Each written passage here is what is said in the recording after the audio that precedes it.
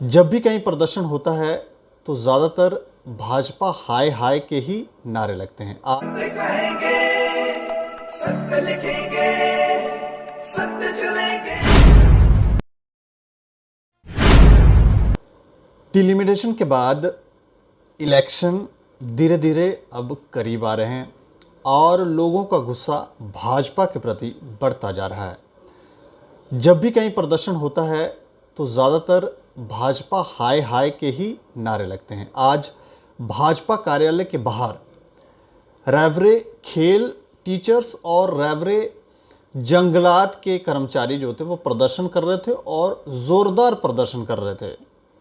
काफ़ी गुस्सा थे। उन्होंने कहा कि हमने कुछ मांगे रखी थी, कुछ हमारी डिमांड्स थी।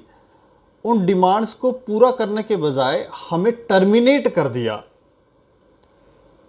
इसके अलावा कुछ और भी विषयों के ऊपर चर्चा करेंगे और चर्चा करने के लिए हमारे साथ पूर्व डिप्टी सीएम हैं डॉक्टर निर्मल सिंह। सर, आपका बहुत बहुत धन्यवाद, बहुत बहुत धन्यवाद। अच्छा, डिलिमिटेशन के बाद इलेक्शन करीब आ रहे हैं तो गुस्सा भी बढ़ता जा रहा है, लोग काफ़ी प्रदर्शन कर रहे हैं, क्या कहना चाहेंगे इस पर? देखिए, जम्मू कश्मीर में कई प्रकार के मुद्दे हैं और जिसमें अनएम्प्लॉयमेंट बहुत बड़ा मुद्दा है जी। और जिन प्रदर्शनकारियों की आप बात कर रहे हैं वो मसला बड़ा अपना मसला है, 2014 से पहले का मसला है। ये लोग हैं लाख से लगभग ऊपर लोग हैं जिनको पिछली सरकारों में जो है काफ़ी लोगों को इस तरीके से लगा दिया जिसके पोस्टें नहीं थी, ठीक है, और वो भी इसमें है। और फिर कुछ कोशिशें हुई कि जो अनएम्प्लॉयमेंट को एड्रेस करने के लिए कुछ जो है एक सिस्टम को खड़ा करने की कोशिश की गई। उसमें अभी बदलाव के जो है कोई बदलाव हुआ है, कुछ इस प्रकार की बात है जिसके कारण कुछ लोग ज़रूर नाराज़ हैं। और वो क्योंकि बीजेपी ऑफिस के बाहर इसलिए प्रदर्शन करते हैं उनको, क्योंकि उनकी अपेक्षा बीजेपी से है और उनको लगता है कि बीजेपी ही कर सकती है, वो कहीं और नहीं जाएंगे, वो यहीं आएंगे। वो इतने ज़्यादा नाराज़ हो जाते हैं, वो कहते हैं कि इस बार भाजपा को हम लखनपुर से पार करके ही छोड़ेंगे। हम हो सकता आम आदमी पार्टी को ले आएँ या किसी दूसरी पार्टी को ले आएँ, लेकिन भाजपा को रहने नहीं देंगे। इतना क्रोध है लोगों में। देखिए, जिसकी रोज़ी रोटी है या अगर उसमें उसको लगता है इसमें तो डेफिनेटली वो नाराज़गी तो होगी, लेकिन इतना पूरा विश्वास है कि नाराज़गी क्यों, अपना ही कोई नाराज़ होता है। उनको लगता है कि इस प्रकार का जो हल जब भी कोई निकालेगा, इस सरकार में निकलेगा, जो आने वाले वक्त में बीजेपी का रोल बनता है वो निकालेगी तो बीजेपी ही कर सकती है। और ये हल जो है डबल इंजन की सरकार ही कर पाएगी, चाहे केंद्र की सरकार है और यहाँ की सरकार। ये डेफिनेटली, क्योंकि पता लगा कि जैसे हमने अखबारों में पढ़ा कि कोई कमेटी बनी थी, उसने कोई रिकमेंडेशंस दी हैं, उसके आधार पर कोई सरकार की तरफ से कोई ऑर्डर निकला है। लेकिन हमने जो है जैसे हमारे स्टेट प्रेसिडेंट साहब ने भी बात की है उनसे, हम सरकार से टेकअप करेंगे और उनको कहेंगे कि देखिए ये सिर्फ पोस्टें हमारे पास नहीं है इसलिए हम जो है इनको नहीं कर सकते, तो उससे सिर्फ उतने तक नहीं लेना चाहिए। ये ह्यूमैनिटेरियन भी प्रॉब्लम बन के चुकी है, क्योंकि लोग 20-20 साल से 15-15 साल से काम कर रहे हैं, चाहे उनको तनख्वाह कितनी मिलती थी या नहीं मिलती थी, लेकिन वो डिपार्टमेंट्स को भी चला रहे थे और उनकी सबसे सरकार जो है पिछले 15-20 साल से ले रही थी, चाहे कोई भी सरकार थी। अब अगर आज उनको हम बिल्कुल इस प्रकार से छोड़ नहीं सकते, उनको जो है उनके जो क्लेम्स को किस तरीके से एड्रेस हम कर सकते हैं, किस तरीके से वो कर सकते, इस प्रकार की बात हम सरकार के सामने पहले भी रख रहे हैं और हम जो है ज़ोर शोर से रखेंगे। आपके अध्यक्ष साहब तो कह रहे हैं कि ये जो ऑर्डर वायरल हो रहा है वो फेक है, जो न्यूज़ पेपर में भी लगी वो भी इस तरफ इशारा कर रहे हैं ये भी फेक है, और जो कर्मचारी यहाँ प्रदर्शन कर रहे हैं वो कह रहे हैं हम पढ़े लिखे लोग हैं, मूर्ख नहीं हैं, हमें मूर्ख ना बनाया जाए। तो ये इस तरह की बयानबाजी क्यों, जिससे उनको ऐसा लगे कि ये जानबूझ के झूठ बोल रहे हैं? देखिए, मैंने उनकी बात सुनी नहीं है और अगर कोई ऑर्डर है, क्योंकि मैंने देखा नहीं है, अगर कोई ऑर्डर है तो उसको वो फेक नहीं कह सकते। हाँ, उनको मुझे लगता है उन्होंने, उनका ये मतलब होगा कि नहीं, हम इस प्रकार के ऑर्डर जो है, जो इस प्रकार की कोई बात होगी उसको हम ठीक करने की कोशिश करेंगे। उस कॉन्टेक्स्ट में बात हो सकती हुई हो, लेकिन है कि क्योंकि हम लगातार कोशिश कर रहे हैं कि जितने भी ये लोग हैं उनको जो है, उनके जो राइटफुल जो उनके क्लेम्स हैं, जो उनका जो अधिकार है, जो उनका बनता है, उनको मिलना चाहिए। और नौजवान जो हैं जिनको एक्सप्लॉइट हमारी पुरानी सरकारों ने, कांग्रेस, एनसी, और उस वक्त जो उनको एक्सप्लॉइट किया गया था, वो कम से कम उनके जो एक्सप्लॉइटेशन है उसको बंद होना चाहिए। इस प्रकार की बात भारतीय जनता पार्टी जोर शोर से करेगी। एनएचएम एम्प्लॉयज़ भी प्रदर्शन कर रहे थे और वो भी ये कह रहे थे कि हमें भी ये कहा गया है कि आप दोबारा से जब भी जॉब निकलती हैं, रिक्रूटमेंट्स होती हैं, तो आपको ज़्यादा वेटेज दी जाएगी। ये भी यही कह रहे हैं। तो ये क्यों कि अब कईयों की एज जो है वो 50 साल हो गई है, अब वो वापस एग्ज़ाम देंगे, फिर वो वापस ये सब प्रोसेस में आएंगे। तो ये आपको ठीक लगता है इस तरह की पॉलिसियाँ जो बनाई जा रही हैं? नहीं, मैं इसीलिए कह रहा हूँ, एक है लीगैलिटी, कानूनी पक्ष है, एक है इंसानियत का पक्ष है, ठीक है। क्योंकि जब ये रिक्रूट हुए उस समय तो इनकी ओवरेज नहीं थे, जब इनको लगाया किसी भी जो है कोई भी काम इनको दिया, लेकिन सरकार ने दिया और बिना ब्रेक के वो कर रहे हैं, ठीक है। तो वो एक इंसानियत का है पक्ष है। दोनों में से रास्ता निकालना पड़ेगा कि अगर वो ओवरेज हो गए हैं, ठीक है, तो उनको रिलैक्सेशन देने की ज़रूरत पड़ेगी। वेटेज तो आप दे रहे हो। अगर पोस्ट नहीं है तो उनको जैसे कॉन्टेक्चुअल टाइप जाए, जैसे SRO 520 बनाया था, उसमें इनको ऑनरेबल कोई ऑनरेरियम इस प्रकार के दी जाए ताकि इनकी रोजी रोटी चल पड़े। इस प्रकार का कोई रास्ता ढूंढना पड़ेगा। आप जो है बिल्कुल कानून के रास्ते पर ही लेके, और क्योंकि ये ओवरेज है, इनकी प्रॉपर सिलेक्शन नहीं हुई है, उस तरीके से भी ट्रीट नहीं कर सकते। और सरकार जो है पे ऐसे भी चलता रहेगा, ऐसे भी नहीं उसको वो करेगी। इसलिए दोनों में से रास्ता निकाल दे ताकि इनका ऑनरेबल कोई सोल्यूशन निकले, ताकि इनका जो मेन कंसर्न है कि ये रोजी रोटी का, इनके परिवारों का, उसको भी हम एड्रेस कर पाएँ। और आने वाले वक्त के लिए इस प्रकार की कोई बात जो इलीगैलिटी जो पुरानी NC कांग्रेस की सरकारों ने की है, उस प्रकार का भी रेपुटेशन नहीं हो पाए। अब इलेक्शन की तरफ आते हैं। इलेक्शन क्या लगता है कि डिलिमिटेशन तो हो गई, तो अब इलेक्शन कब तक हो सकती है? देखिए, मुझे लगता है कि जिस प्रकार से हमारे गृह मंत्री जी नामित भाई शाह ने कहा था कि पहले पंचायती इलेक्शंस करवाएंगे, फिर डिलिमिटेशन होगा, उसके प्रकार बाद जो है जम्मू कश्मीर के इलेक्शंस करवाएंगे, असेंबली के इलेक्शन के, तो वो अभी उस फेज़ में हम गुजर रहे हैं। और जिस प्रकार से आगे प्रोसेस हो रहा है, अभी डिलिमिटेशन कमीशन की रिपोर्ट जो है ये आएगी, यहाँ पर अपने पार्लियामेंट में आएगी, उस पर चर्चा होकर जो टेबल होगी, उसके बाद होने के बाद जो डिलिमिटेशन और जो पूरा उसकी लागू होगा, उसके बाद मुझे लगता है कि उसके बाद इलेक्शंस हो जाएंगे। इलेक्शन पहले होंगी या POK पहले लिया जाएगा? देखिए, POK जो है 72 साल का मसला है, वो भारत का रेजोल्यूशन है, हमारे पार्लियामेंट का रेजोल्यूशन है, वो पूरा होगा तो इलेक्शन के दोनों को जोड़ नहीं सकते हम। 370 पहले हो हटेगी या इलेक्शन पहले होंगे, ऐसा कभी हुआ नहीं। अब इतने साल लगे हैं, ठीक है। जब हुआ तब पता भी नहीं लोगों को लगा, तब इलेक्शंस भी नहीं थे, इलेक्शन हो चुके थे, उसके बाद हुआ। तो वो कब होगा, वो स्ट्रैटेजी का मामला है और किस तरीके से करना उसका मामला है। हमने डिप्लोमेटिकली डील करना है, जब मिलिटरी करना है, वो तो एक्सपर्ट्स ही डिसाइड करेंगे, लेकिन वो होगा। और इलेक्शन और उसके साथ कोई डायरेक्ट संबंध नहीं है, लेकिन पक्के तौर पर वो हमारा संकल्प है। सिर्फ वो BJP का संकल्प नहीं है, पूरे देश का संकल्प है।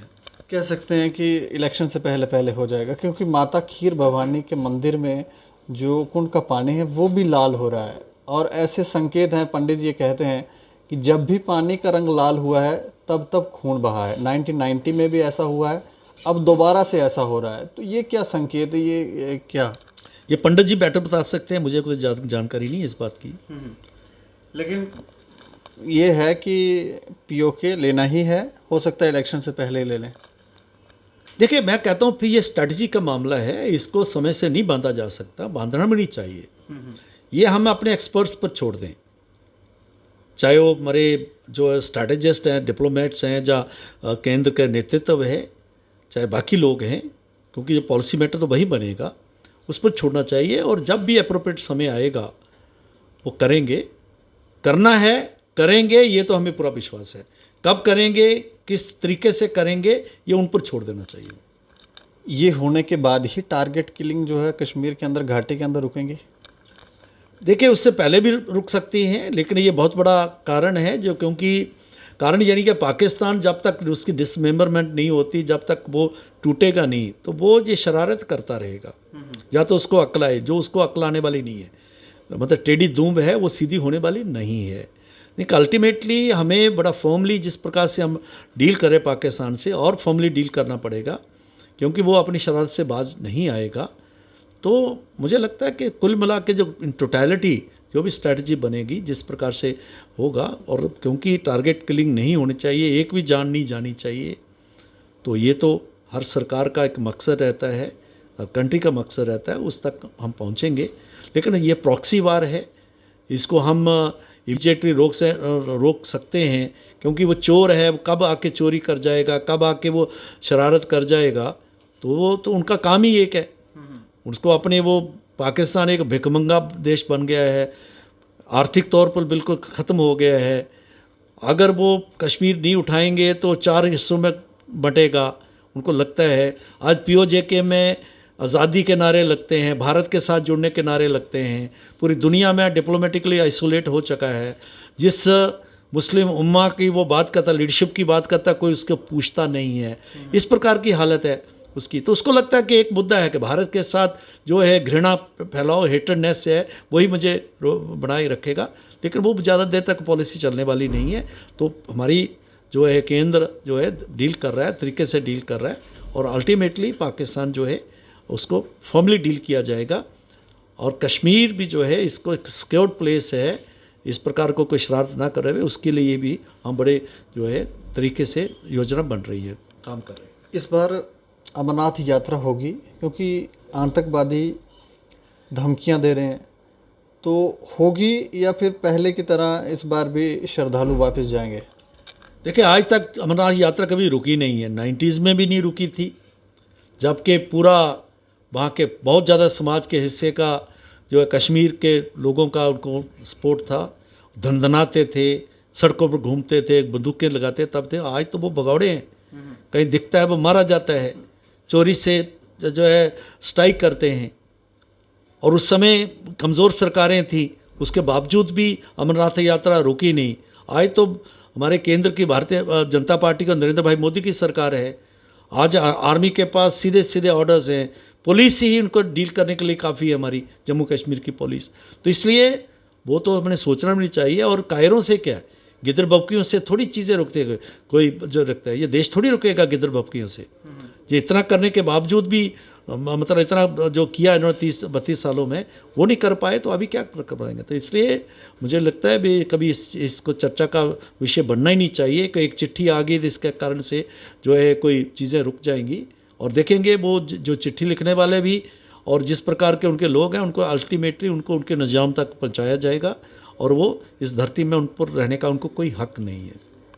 जब इलेक्शन होंगी तो क्या लगता है कि भाजपा जो 50 बोल रही है कि हम 50 सीटें लाएंगे, वो ला पाएंगे या नहीं ला पाएंगे? क्योंकि बहुत ज़्यादा लोग क्रोधित हैं, और जो नेता जीत कर आए, कुर्सियों पे आए, उन लोगों से काफ़ी ज़्यादा नाराज़ हैं, उन नेताओं से काफ़ी ज़्यादा नाराज़ हैं। तो जीतेंगे या नहीं जीतेंगे? अगर जीतेंगे तो फिर पॉलिसी क्या है, कैसे, रणनीति क्या है?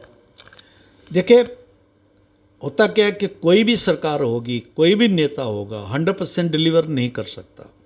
नाराज़गी तो रहती है, ठीक है, 5% होगी, 10% होगी, 20% होगी या ज़्यादा होगी, ठीक है। वो नाराज़गी उसी परिप्रेक्ष्य में नाराज़गी यहाँ भी होगी। और मुद्दे जब कोई व्यक्ति वोट डालता है, वो इन टोटलिटी देख के वोट डालता है। अनएम्प्लॉयमेंट मुद्दा है, कुछ नौजवान नाराज़ हैं, इस प्रकार की बात है, और कई बातें होंगी, ये तो फैक्टर होता ही है, ठीक है। लेकिन उनके सामने ये भी है कि किस प्रकार से जम्मू कश्मीर में एक हालात को ठीक करने के लिए जो बेसिक कोशिश है, जो मूलभूत कोशिश है, 370 को तोड़ना, 35A को समाप्त करना, आतंकवाद के ऊपर अंकुश लगाना, ये जो धनधनाते थे सेपरेटिस्ट उनको जेल में डालना, यासीन मलिक जैसे लोगों को जो है सजाया होना, बिट्टा कराटे लोगों की वो इंतज़ार में है, इसी प्रकार से इनका बिल्कुल उनका इरेलीवेंट करना, और जो सॉफ्ट सेपरेटिस्ट थे NC और PDP जैसे लोग हैं, उनको भी जो है कंटेन करना, बेशक अभी फिर भी वो कई प्रकार की बातें हैं। ये सारी बातें हैं क्योंकि नेशनल मुद्दे बहुत इंपॉर्टेंट मुद्दे जम्मू कश्मीर में रहेंगे।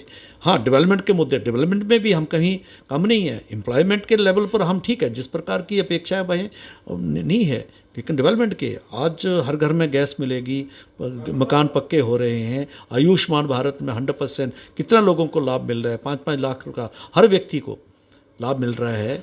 ठीक है, ओल्ड एज पेंशन है, कोविड में जिस प्रकार से मुफ्त राशन दिया गया, ये सारे हैं। जब लोग वोट डालेंगे तो सिर्फ जो है एक नाराज़गी के कारण नहीं वो बीजेपी को जो है भूल जाएंगे। मुझे लगता है इन टोटलिटी जो है वोट डालेंगे। हाँ, उसके बावजूद ही कुछ लोग नाराज़ तो रहेंगे ही। तो ये डेमोक्रेसी में रहता ही है, 100% तक किसी का सपोर्ट नहीं रहता। टिकट किसको मिलेगा? जो नई लीडरशिप को, या जो पुराने जीते हुए थे उनको, या जो नए आए हैं उनको? बीजेपी जो टिकट देती है, दो आधार होते हैं, एक क्रेडिबिलिटी, एक विनेबिलिटी। उसको देखते हुए जब क्रेडिबिलिटी की बात आती है तो वो इन टोटलिटी आता है। आइडियोलॉजिकल कमिटमेंट कितनी है, पार्टी के प्रति वफादारी कितनी है, जो चाहे पुराने हैं चाहे नए हैं, जो कुछ आज आए हैं, कोई 10 साल पहले पाए होंगे, इस प्रकार के लोग हैं, उनको सारी देख के और उनकी विनेबिलिटी कितनी है उसके आधार पर टिकट मिलेगी। ऐसे किसी को नहीं, जो नए आए हैं उनको तो मिलेगी कि वो अभी? मैंने कहा ना कि 2 क्राइटेरिया हैं, सभी को उसी के आधार पर परख के ये सारी बातें डिसाइड होंगी। और 50 पार होगी? बिल्कुल करेंगे और भारतीय जनता पार्टी अपनी सरकार बनाएगी। शुक्रिया हमसे बातचीत। बहुत बहुत धन्यवाद। बहुत। तो ये थे डॉक्टर निर्मल सिंह, और ये तो कह रहे हैं कि भाजपा ही सरकार बनाएगी और अपने बलबूते पे बनाएगी। लेकिन जिस तरह से लोग नाराज़ दिखते हैं, जिस तरह से भाजपा हाय हाय के नारे लगते हुए दिखते हैं, उससे लगता नहीं है। अब किस तरह की पॉलिसी ये बनाते हैं, किस तरह से ये सीट्स लाएंगे, ये तो देखने वाली बात होगी। लेकिन इस खबर के ऊपर आप अपनी प्रतिक्रिया भी रखें और देखते रहें दैनिक सवेरा समाचार। मुझे और मेरे सहयोगी अमित डोगरा को दें इजाज़त। नमस्कार।